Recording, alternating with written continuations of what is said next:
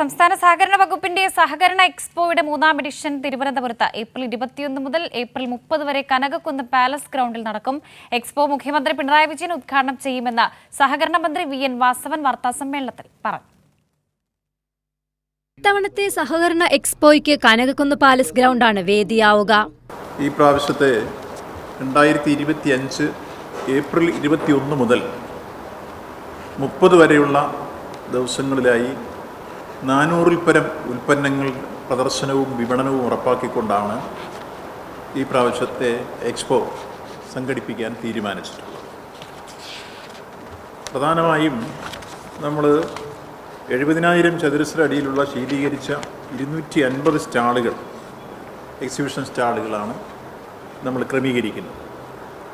അതേപോലെ തന്നെ ഭക്ഷണ വിഭവങ്ങളും ഫുഡ് കോർട്ടും ലോഞ്ചിങ്ങും പുസ്തക പ്രകാശനം തുടങ്ങിയിട്ടുള്ളവയ്ക്കെല്ലാം വേണ്ടി 12,000 സ്ക്വയർ ഫീറ്റ് സ്പേസ് പ്രധാനമായും ക്രമീകരിക്കുക.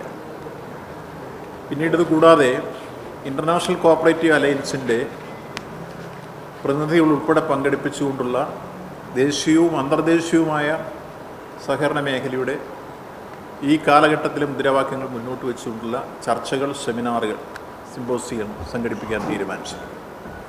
പുതിയൊരു ആശയപ്രപഞ്ചം തീർക്കാൻ കഴിയുന്ന രൂപത്തിലേക്കാണ് നമ്മൾ ഈ എക്സ്പോ പൂർണ്ണമായും പ്രയോജനപ്പെടുത്തുക.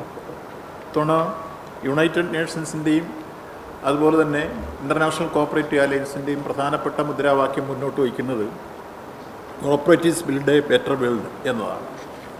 ആ ആശയം മുൻനിർത്തിക്കൊണ്ടുള്ള പ്രധാനപ്പെട്ട ചർച്ചകളും സെമിനാറുകളും എല്ലാമാണ് ഈ എക്സ്പോയോടനുബന്ധിച്ച് നമ്മളിവിടെ സംഘടിപ്പിക്കാൻ പോകുന്നത്.